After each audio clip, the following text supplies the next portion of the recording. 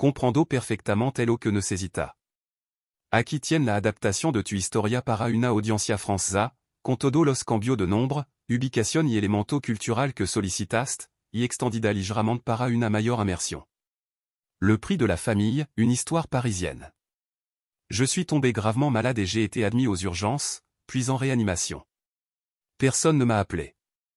La seule voix que j'ai entendue fut celle de mon père, Thierry, me disant « Envoie-nous les 38 000 € pour la voiture de ta sœur, Chloé ». Je n'ai pas répondu. Je les ai bloqués et j'ai cessé de payer leurs factures. Mon nom est Gabriel, et j'ai grandi dans une famille où le mot « famille » était presque une religion. Mes parents, Thierry et Christine, me répétaient constamment qu'il fallait rester unis coûte que coûte. Mais maintenant que j'y pense, la famille signifiait quelque chose de très différent pour eux que pour moi. J'ai une sœur cadette, Chloé, qui a maintenant 24 ans. Elle a toujours été la favorite, celle qui ne faisait jamais rien de mal. Moi, en revanche, j'étais le responsable, celui qui devait s'occuper de tout. Cela a toujours été ainsi, depuis notre enfance. Quand nous étions petits, Chloé accaparait toute l'attention. Elle était la belle, la charmante, celle qui avait toujours de nouveaux vêtements, tandis que je portais ce qui restait. Si elle obtenait un 12 sur 20 à un examen, mes parents organisaient une petite fête. Si j'avais un 18, c'était juste un « bien fait, Gabriel, maintenant aide ta sœur avec ses devoirs ». Je ne veux pas paraître amer, mais ça faisait mal.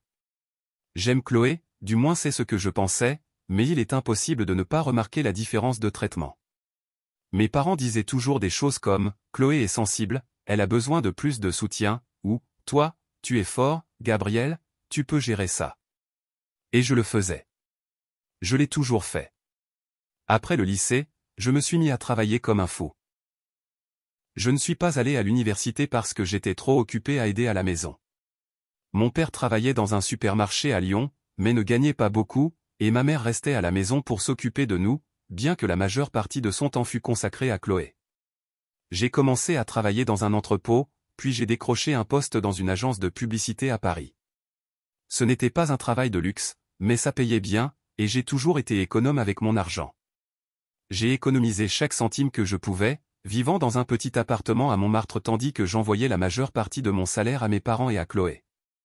Ils vivaient ensemble dans une maison dont je payais le loyer, en plus des charges, de la nourriture et de tout ce dont ils avaient besoin.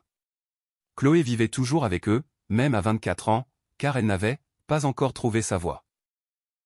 Pendant ce temps, j'avais travaillé dur, économisant pour un avenir que je me disais qu'un jour j'aurais. Je ne suis pas riche, soyons clairs. Mes économies sont le résultat d'années sans vacances, de repas bon marché et de renoncements aux sorties entre amis.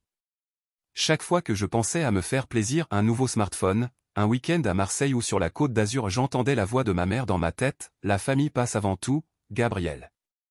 Alors j'envoyais l'argent. Les réparations de la voiture, de nouvelles chaussures pour Chloé, un nouveau réfrigérateur quand le leur est tombé en panne. Je payais tout. Ce n'est pas qu'ils mouraient de faim, mais ils avaient toujours une excuse pour ne pas pouvoir couvrir leurs dépenses. Et je les croyais. Je pensais que je faisais ce qu'il fallait. Il y a environ un mois, mes parents m'ont appelé avec une grosse demande. Ils voulaient acheter une nouvelle voiture pour Chloé. L'ancienne, une vieille berline que j'avais aidé à réparer plusieurs fois, était embarrassante, selon elle. Elle disait qu'elle avait honte de sortir avec ses amis dans cette voiture. Mes parents étaient d'accord, disant qu'elle méritait quelque chose de beau, quelque chose qui la ferait se sentir en confiance. Ils avaient jeté leur dévolu sur un nouveau SUV à 38 000 €, bien plus que ce que je n'aurais jamais dépensé pour une voiture pour moi-même. Ils m'ont dit que c'était un cadeau spécial pour Chloé, leur fierté et leur joie, et qu'ils me rembourseraient quand ils le pourraient. Je ne suis pas stupide. Je savais que je ne reverrais jamais cet argent. Mais ils ont continué à insister, disant que c'était pour le bonheur de Chloé, que ça l'aiderait à progresser. Ils m'ont même lâché un « Tu es aussi là, Gabriel, tu peux te le permettre ». Je n'avais pas 38 000 € qui traînaient. Mes économies étaient proches, mais c'était le fruit d'années de sacrifices, destinées à l'apport d'une maison ou peut-être à une idée d'entreprise que j'envisageais.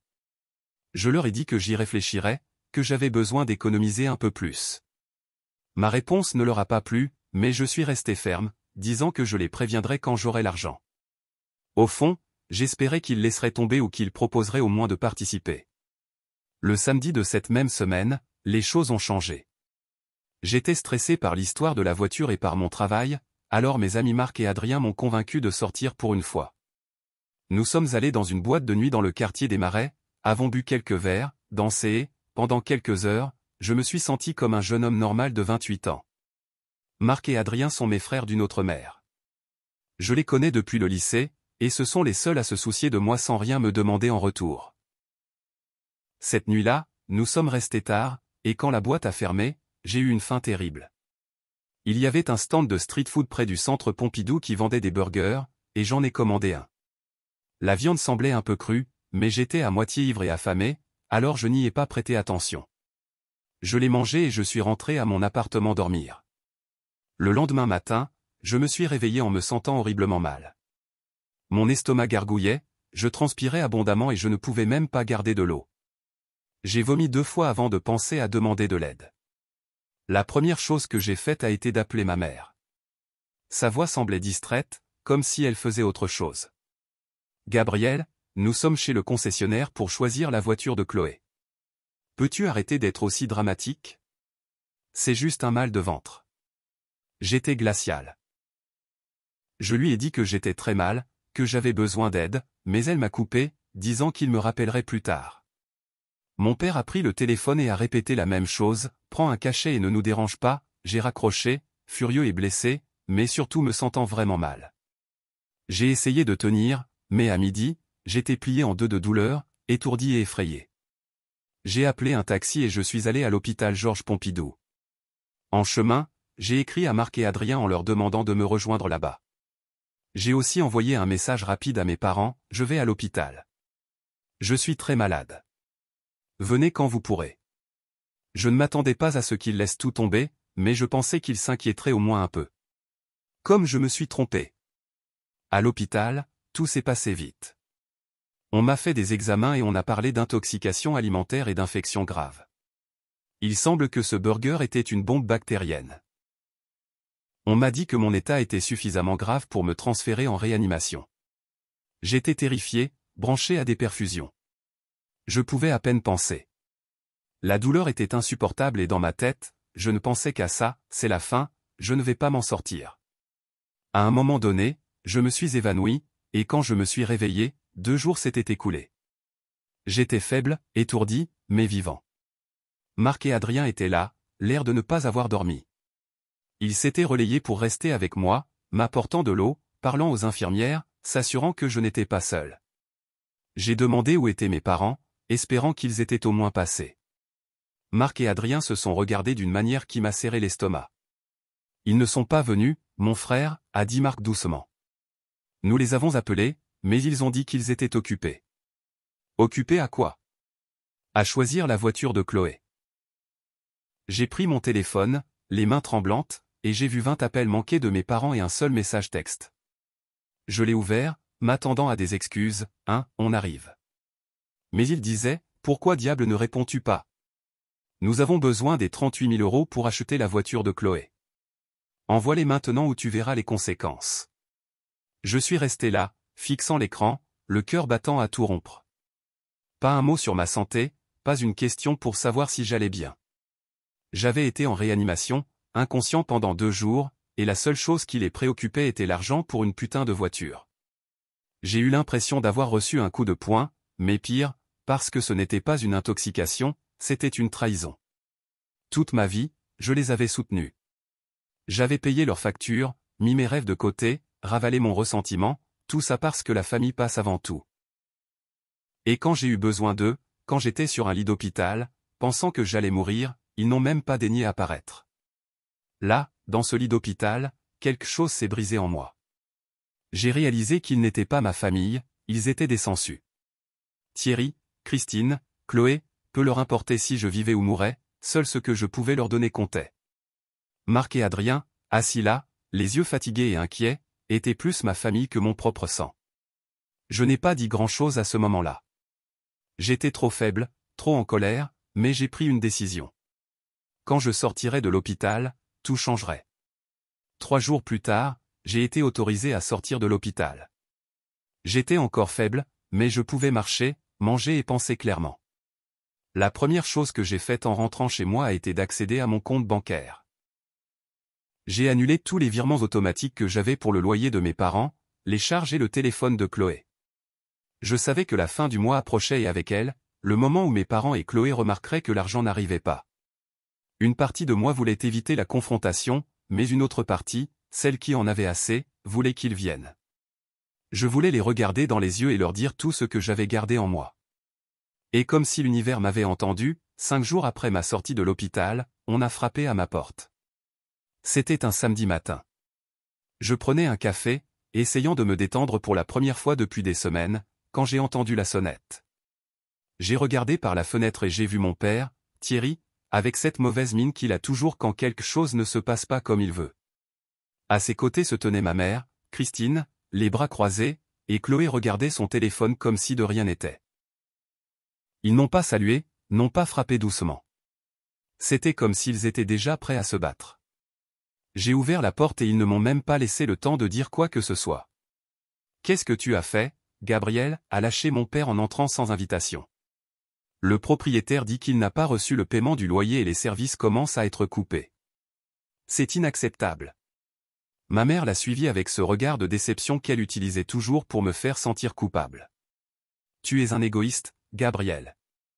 Comment peux-tu nous faire ça ?» a-t-elle dit pendant que Chloé restait à la porte, toujours collée à son téléphone, comme si rien ne se passait.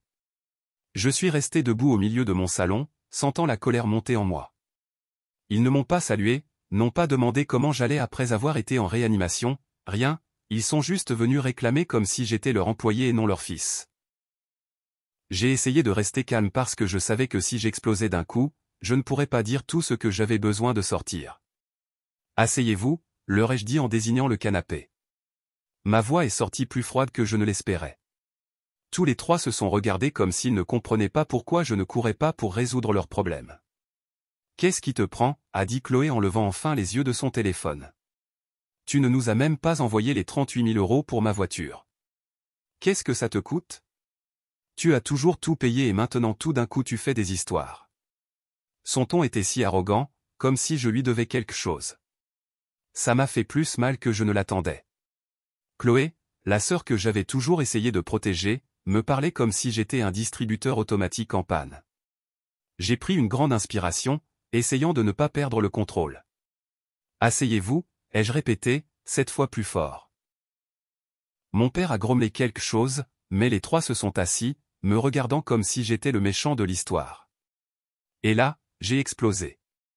Tout ce que j'avais gardé pendant des années est sorti comme un volcan. « Vous savez quoi ?» ai-je commencé, la voix tremblante de rage. J'étais en réanimation, je vomissais, je m'évanouissais, je pensais que j'allais mourir. Et où étiez-vous ? Où étiez-vous quand j'ai eu besoin de vous ? Je vous ai dit que j'étais malade, que j'avais besoin d'aide, et vous m'avez ignoré. Vous m'avez dit que c'était un simple mal de ventre, que vous étiez occupé à acheter une foutue voiture pour Chloé. Une voiture ? Sérieusement, ma vie vaut moins qu'un SUV à 38 000 €. Mon père a essayé de m'interrompre, ne sois pas dramatique, Gabriel. Nous étions occupés et tu exagères toujours.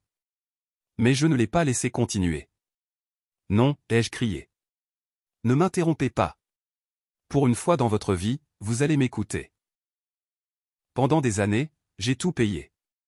Le loyer, les charges, la nourriture, le téléphone de Chloé, c'est sorti au café de Flore ou au printemps. Et pourquoi ? Pour que vous me traitiez comme une banque. Pour que vous ne vous inquiétiez même pas quand je suis à l'hôpital. 20 appels manqués, papa. 20. Et la seule chose que tu m'as envoyée, c'est un message me demandant de l'argent. Vous n'avez pas honte ? Ma mère a commencé à parler avec cette voix de victime qu'elle utilise toujours. « Gabriel, tu es injuste. Nous sommes ta famille, nous avons toujours été là pour toi. » J'ai ri, un rire amer que je ne savais même pas pouvoir sortir de moi. Être là quand vous me demandiez de l'argent pour les caprices de Chloé, quand vous me disiez que j'étais le fort, que je pouvais tout gérer. Vous n'avez jamais été là pour moi. Jamais. Les seuls qui étaient à l'hôpital étaient Marc et Adrien. Ce sont eux ma famille, pas vous. Chloé a levé les yeux au ciel. Oh, Gabriel, tu es toujours avec la même chose. Si tu ne veux pas aider, dis-le, mais ne viens pas avec ce drame. Ce fut la goutte d'eau. Je me suis approché d'elle, la regardant dans les yeux. Drame? Chloé, tu as 24 ans et tu vis comme une princesse parce que je paie tout. Tu ne travailles pas, tu ne fais rien, et en plus tu as le culot de venir chez moi pour exiger. Tu sais quoi? C'est fini. Je ne serai plus votre banque. Débrouillez-vous seul. L'ambiance dans le salon était si tendue qu'on aurait pu la couper avec un couteau. Mon père s'est levé, me pointant du doigt. Tu es un mauvais fils. Après tout ce que nous avons fait pour toi, tu nous traites comme ça? Tu vas payer ces factures, Gabriel, ou tu le regretteras. Cette menace était la dernière chose dont j'avais besoin. Dehors, ai-je crié en désignant la porte. Dehors de ma maison. Je ne veux plus jamais vous revoir. Vous n'êtes pas ma famille, vous êtes des profiteurs. Cherchez du travail, payez vos factures, mais ne comptez plus jamais sur moi. Ma mère s'est mise à pleurer, disant comment je pouvais être si cruel. Chloé m'a traité d'égoïste et mon père continuait à crier que je n'allais pas m'en tirer comme ça, mais je n'écoutais plus. J'ai ouvert la porte en grand et leur ai dit, allez-vous-en. Maintenant. Les trois se sont levés, criant toujours, mais ils sont sortis. Avant de fermer la porte, mon père m'a regardé et a dit, ça ne restera pas comme ça. J'ai fermé la porte et je suis resté là, tremblant, mais avec une sensation étrange. C'était comme si un poids s'était envolé. Cette nuit-là, j'ai appelé Marc et Adrien et je leur ai tout raconté. Ils sont venus à mon appartement avec une pizza et quelques bières, et pour la première fois depuis longtemps, je me suis senti libre. Nous avons parlé jusqu'au petit matin, et j'ai réalisé qu'ils étaient ma vraie famille. Je n'avais pas besoin de Thierry, Christine ou Chloé. Ils ne m'ont jamais aimé, ils voulaient juste mon argent. Les jours suivants furent une épreuve. Je savais que mes parents et Chloé ne resteraient pas silencieux. C'était la fin du mois, et sans mes virements, le monde que je leur avais construit allait s'effondrer. Le premier avertissement est arrivé le lundi lorsque mon téléphone a commencé à vibrer avec un numéro inconnu. C'était ma mère, Christine, utilisant le téléphone de quelqu'un d'autre parce que je l'avais déjà bloqué. « Gabriel, s'il te plaît, aide-nous » a-t-elle commencé avec cette voix larmoyante qu'elle utilisait toujours pour me faire sentir coupable. Le propriétaire dit que si nous ne payons pas cette semaine, ils nous mettront vraiment dehors. Vas-tu laisser ta famille dans la rue? Quelle sorte de fils es-tu? Je n'ai pas répondu. J'ai raccroché et j'ai bloqué ce numéro aussi, mais ces mots me sont restés en tête, quelle sorte de fils es-tu? C'était la même phrase qu'il m'avait répétée depuis l'enfance chaque fois que je ne faisais pas ce qu'il voulait. Puis est venue Chloé. Elle m'a envoyé un message depuis le téléphone d'une amie, tu es un monstre, Gabriel. À cause de toi, nous n'avons plus d'électricité à la maison et le propriétaire est furieux. Comment oses-tu nous faire ça? Tu as toujours été égoïste. Lire ça a été comme un coup de poing à l'estomac. Égoïste. Moi, qui n'avais jamais travaillé un jour de sa vie, qui se plaignait de sa voiture, embarrassante, alors que je payais tout. Elle me traitait d'égoïste. Je n'ai pas répondu, mais je ne vais pas mentir. Mes mains tremblaient de rage. J'ai bloqué ce numéro aussi, mais non sans avoir pris une capture d'écran du message. Je voulais m'en souvenir, non pas pour me torturer, mais pour ne pas oublier pourquoi je faisais cela. Quelques jours plus tard, j'ai appris qu'ils avaient été expulsés de la maison. Le propriétaire n'a pas attendu longtemps pour les chasser quand il a vu que le loyer n'arrivait pas. Ma mère a essayé de m'appeler depuis un autre numéro, mais je l'ai bloqué. Chloé m'a envoyé un message disant que j'étais un monstre, que par ma faute ils étaient dans la rue. Je n'ai pas répondu. J'ai appris par ma grand-mère, Claudette, qu'ils avaient tous les trois dû chercher du travail, mon père dans un atelier mécanique en banlieue, ma mère nettoyant des maisons, et Chloé dans un call center. Je ne vais pas mentir, j'ai ressenti un pincement de culpabilité, mais ensuite je me suis souvenu de ce message de mon père à l'hôpital, et la culpabilité s'est évanouie. Cette nuit-là, seul dans mon appartement avec vue sur les toits de Paris, j'ai revu mes finances. Voir les chiffres sur mon compte sans les virements automatiques à mes parents, c'était comme respirer de l'air frais. Mais j'ai aussi réfléchi à tout ce qui s'était passé. Parfois, dans le calme de la nuit, cette petite voix revenait, « Et si tu avais été trop dur ?» Ce sont ta famille, Gabriel.